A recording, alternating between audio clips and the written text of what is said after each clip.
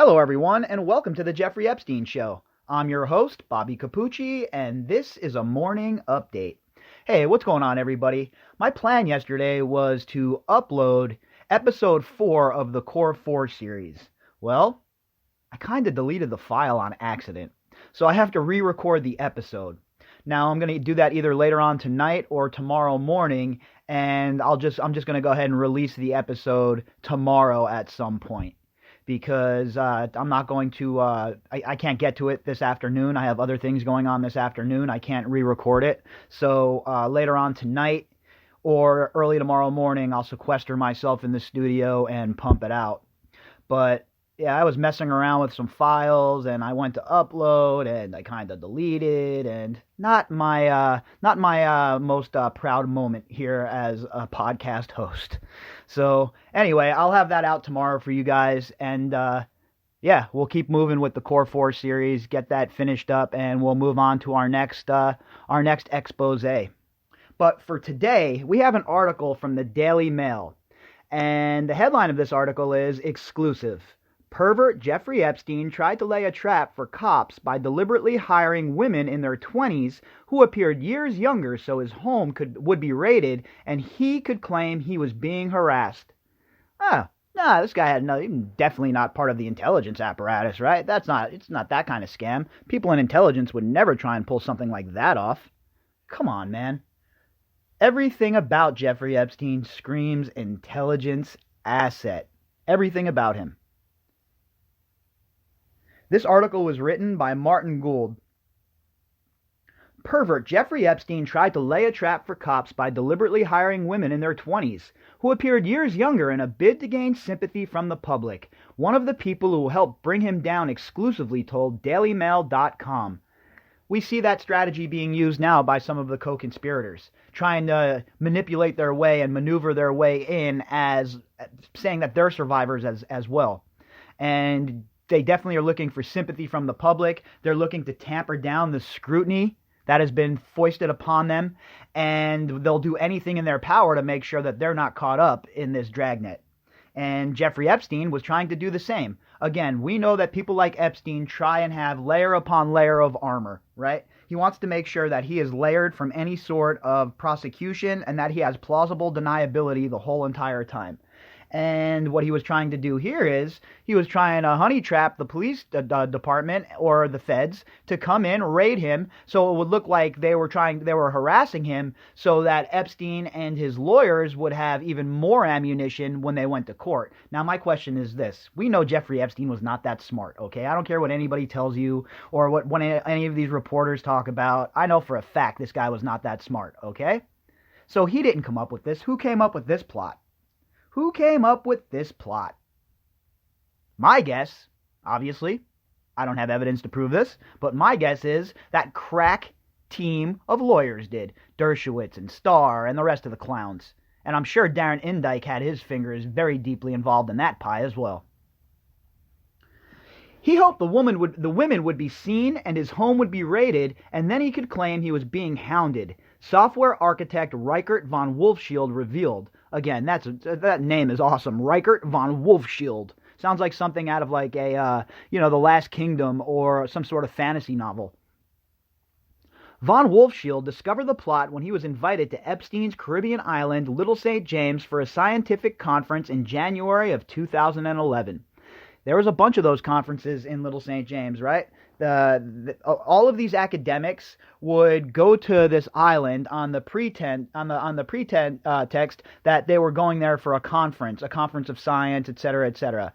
And then when they would get there, well, you know what went down, right? According to Virginia Roberts, we know what went down with these people. We know that scientists were involved in this nasty shit, and we know just by reading the background on some of these scientists that were palling around with Epstein that they had their own proclivities. They have their own charges for harassment, etc., etc. So when we hear about these conferences down there in Little St. James, I don't believe that it's a scientific conference. Maybe that's what, it starts out as, but the after party, I'm sure, devolved into something much more. This was after Epstein had spent time in jail in Palm Beach, Florida, but before his notoriety as a child molester was widely known. I don't agree with that. Everybody knew. I mean, I was hardly following this case in 2008, and I knew what he was and who he was, just from reading the few articles that were available and talking to some friends of mine that work in the financial sector. Everybody knew who Epstein was that was around him, so I think that's a little bit, that's a little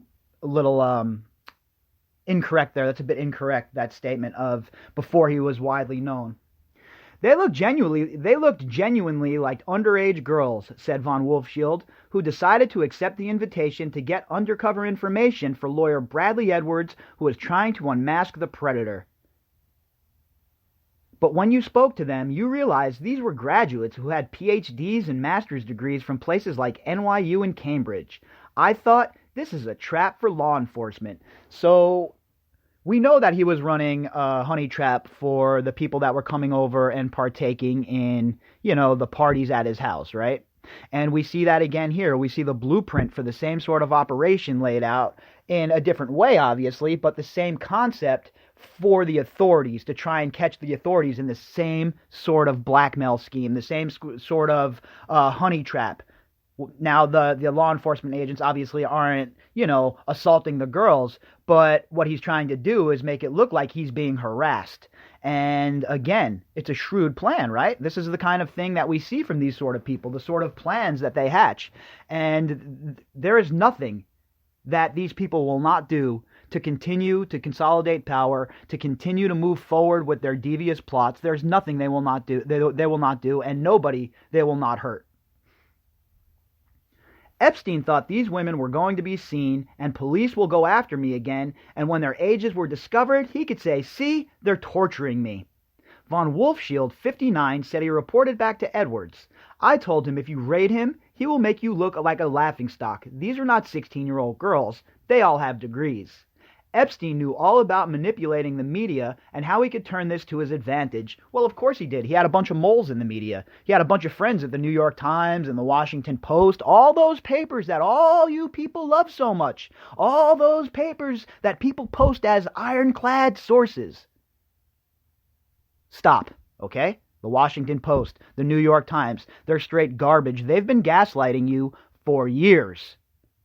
So take everything that you read in those papers with a grain of salt. And if you want my suggestion, vet it yourself. Everything you read in those papers, okay? They have done nothing but destroy their credibility for the past how many years, okay? At the very least, since the war in Iraq, when they all came out supporting all of those false all those false documents, and you're rah-rahing the whole entire war. And that's because they're nothing more than an arm of intelligence. All right, point blank, period.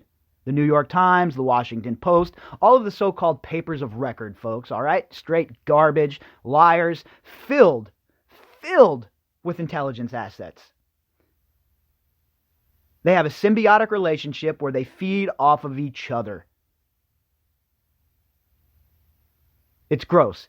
And especially now, with money being tight and, people really tightening their belts and choosing where they're going to spend their money.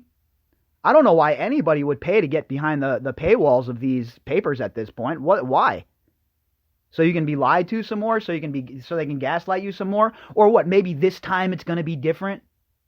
Sorry, folks, it's not going to be different. The New York Times and the Post, both garbage outlets that have done nothing but produce rage porn to try and divide the people. Von Wolfshield said there were 3 women on Little St. James in the U.S. Virgin Islands. All of them, he said, appeared to be in their mid-teens, up to 10 years younger than they really were. He had gone to the island to take part in a mindshift conference along with some of the top minds in a variety of sciences, including Nobel laureates Murray Gell-Mann and Francis Arnold. Murray Gell-Mann and Jeffrey Epstein were thick as thieves, okay? That's one of the main reasons Epstein moved to New Mexico. We've covered all of this. Because he wanted to be closer to the Santa Fe Institute and the Los Alamos institution as well. And Murray Gell-Mann was a big motivating factor in that. We're going to have to do a closer look into Murray Gell-Mann for sure. It was all put together by Al Seckel, a shady sensory illusionist who was bigamously married to Isabel Maxwell, sister of Epstein's longtime girlfriend Ghislaine Maxwell, who helped him procure underage girls to massage him. And shockingly enough, Al Seckel is another person close to the Maxwells who just happened to commit suicide. You know, I'm glad that they mentioned Al Seckel in this article because I've been meaning to find a segue into Al Seckel and a little bit about him. His wife, Ghislaine Maxwell's sister, Isabel, is also the mother to Alexander de Rossi, the kid who worked at the State Department under Hillary Clinton. So again, there's a lot there that we need to discuss, and we will segue into Al Seckel at some point, maybe even later on tonight, depending what the updated news is today. But if there's no news, we're going to read a little bit about Al Seckel tonight for sure, because he's an important player in this, and he doesn't get talked about that much. And when I say an important player in this, I mean from a logistic standpoint, from somebody that was involved in these conferences, and he was a top-notch con artist as well. So we'll get more into Al Seckel as the day goes by today, hopefully tonight, and we'll talk a little bit more about him because there's a lot there, right? And again, another one of these coincidences. If it was just taken on its own, oh, Al Seckel died, all right, killed himself, all right, well, shit, that happens, right? People commit suicide, unfortunately. In this case, though, nothing can be looked at as a coincidence at this point. Everything ties together. There's layer upon layer that needs to be unfolded, and every time you pull on one thread, another one shows up with a frayed edge. I later asked Isabel what the deal was with the girls, and she said there is this whole thing my sister is involved in. She's Epstein's liaison, and she has a penchant for young, attractive girls. Okay. What that means is she's his co-conspirator, and she's procuring girls for him and helping him abuse them. Let me help you, Isabel Maxwell, another smarmy-ass lady. About half of what Al told you was made up in his head, and the other half was true. But you never knew which was which, von Wolfshield said of Seckel, who died in 2015. Von Wolfshield developed the data management program QTask, the system on which lawyer Edwards stored his sensitive information about Epstein. When he and Epstein spoke at the conference, the pedophile bluntly asked for information that would help him hack Edwards' files. This is the way, look, guys, what this does is it just gives you more of an inside look at the way Jeffrey Epstein operated and how he was always playing that cloak and dagger shit. He was always on that shit because that's how he was. That's the kind of people he was around, and he was being run as an asset. So in his mind, he thought he was James effing Bond, right? Meanwhile, this guy's Bobby Boucher. Von Wolfshield said Epstein was particularly interested in the greatest risks to the market in the following 10 to 20 years. Afterwards, Nobel laureate Francis Arnold came up to me and said, "I never would have thought how scary that could be." Whatever that means. These people are all wacky, folks. These people are all wacky. And these scientists, they're no different. These people are crazy. Look, remember, most of these scientists grew up as dorks, getting swirlies, bullied, shoved into lockers, etc., etc. They're not running around looking like Chris Hemsworth over here, these guys, for the most part. So they show up on this island, they're partying, they think everything's kosher. These young ladies, they show interest in them. Next thing you know, they're back in the bedroom. They're doing what they're doing. Epstein has them on tape. Now Epstein owns them. Pretty easy for these scientists, right? Pretty easy honey trap there.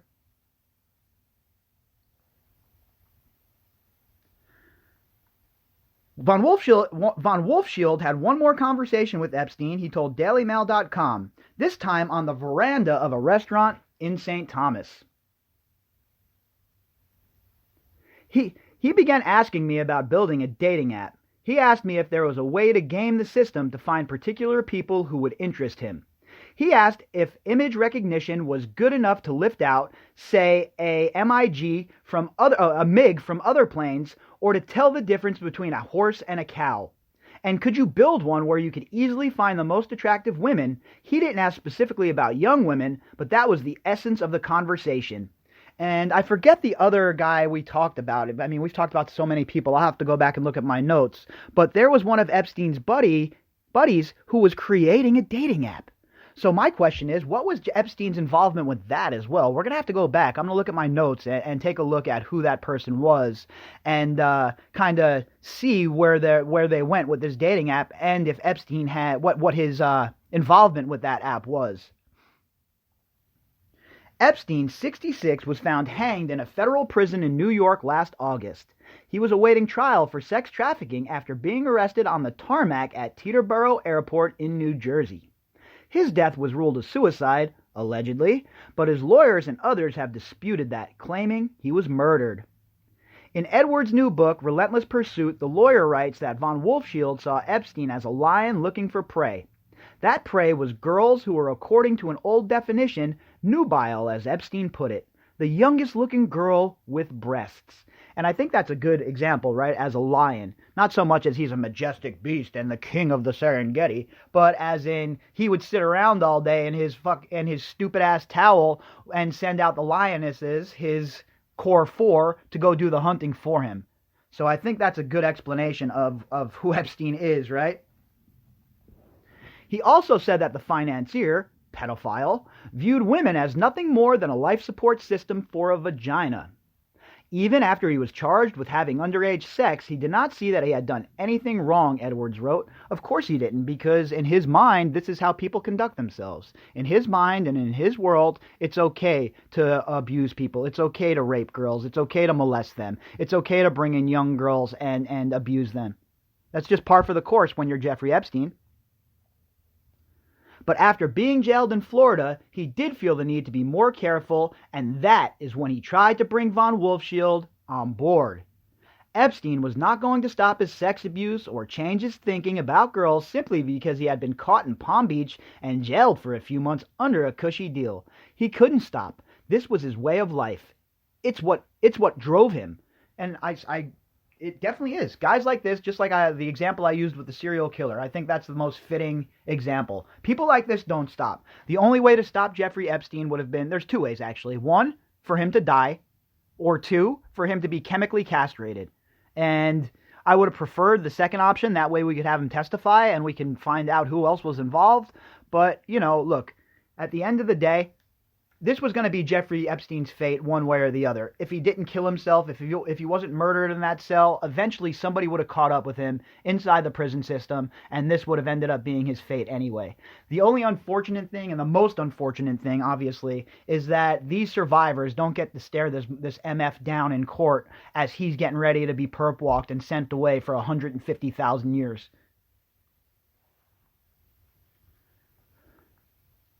With von Wolfshield's anticipated help, Edwards writes, he was just looking for more sophisticated and technologically advanced ways to find more girls and pursue them with less risk. The only thing jail had taught him was to be more careful and not get caught. Well, that's why criminals call it college, right? When criminals go to prison, low-level criminals, most of the time they come out with a bigger education about how to commit more elaborate crimes because they're spending time in there with lifelong criminals, criminal masterminds, and let's be real. The justice system and the Department of Corrections in America is not about rehabilitation. It's about punishment. And we can debate the merits of that until the cows come home. I'm of the opinion that depending on the level of the crime you commit, that should be the basis on what sort of time you do while you're in prison, right? So if you're the worst of the worst, a child molester, murderer, etc., you have, nothing but the cell to look forward to. But if you're somebody in there that's on, crimes, white collar crimes, stuff like that, stuff that there's actually, you could be rehabilitated from, then I much prefer that our prison system tries to do that and tries to get it so that when people are released, that they can slide back into society and become, members of society, productive members of society, as opposed to going back to prison over and over and over again like we see so many times. But somebody like Jeffrey Epstein, this guy should have had zero benefits being in jail, right? He should have never had that cushy deal, nothing. Every minute in jail for him should have been torture. And when you go to prison as somebody who, maybe he's doing a 5-year bid, and you get in there with somebody who's in there for life, and you know you're a lifelong criminal, right? There's no rehabilitating you. Well, you're going to come out there with a bigger education. And that really didn't happen with Epstein, in my opinion, because he was so secluded. He really wasn't talking with people in there, So that really wasn't the case with Epstein. I'm just talking about in general when people go to prison, how it usually works. But with cases like this guy, Jeffrey Epstein, and people like him, I honestly believe that there is no sense in even trying to rehabilitate them. Just put them in the darkest, dankest part of the prison, chemically castrate them, and let them serve out their sentence, because that's all they deserve. They don't even deserve humane treatment, in my opinion. There's very few instances where I don't believe people deserve to be treated humanely, and this is certainly one of them. When it comes to child molesters and rapers and, people like this, I have no remorse for them and no sympathy for them. So I really truly believe that these kind of people can never be rehabilitated. They should never be unleashed back on the world, and there has to be a way to keep them in prison for life, because every single time you hear about one of these guys getting out, it's the same story, right? When you have a prolific child molester like this, they're not going to stop. Like they said in the article, people like this do not stop. And prison, for the most part, is a college experience, a learning experience for them. So they go in there as just a regular criminal, and they come out as a criminal mastermind in some cases. So Jeffrey Epstein, in general, would have never survived in prison for long. I have zero doubt about that. I almost positive, even if they kept him in protective housing, protective custody, somebody would eventually got to him. The same way they got to Whitey Bulger, the same way Jeffrey Dahmer got his, eventually they would have gotten to him. So the Jeffrey Epstein and the whole entire prison thing, I really wish we would have been able to see it all play out and all unfold. Him testifying, the survivors getting to have their time staring him down in court and addressing him directly, and then after that, Jeffrey Epstein getting thrown into general population. That would have been perfect. Unfortunately, that's not where it ended up, right? Unfortunately, it ended up with him allegedly killing himself in a jail cell with all sorts of controversy around it, and once again, the survivors are left standing there like, are you guys kidding me? Because really, that's what's going on. It's like the Keystone Cops in this jail. So, look, folks, this case is just filled with twists, turns, new people popping up all the time. So all we can try and do is digest everything that we're given, put the pieces of the puzzle together, and keep on keeping on. If you'd like to contact me, you can do that at bobbycapucci@protonmail.com. That's BOBBYCAPUCCI@protonmail.com. You can also find me on Twitter at BOBBY_CAPUCCI. Also, if you haven't checked out my new podcast yet, COVID-19, the pandemic that changed everything, you'll be able to find a link for that also in the description box. All right, folks, I hope you all have a great day, and I will be back later on with the Daily Drop.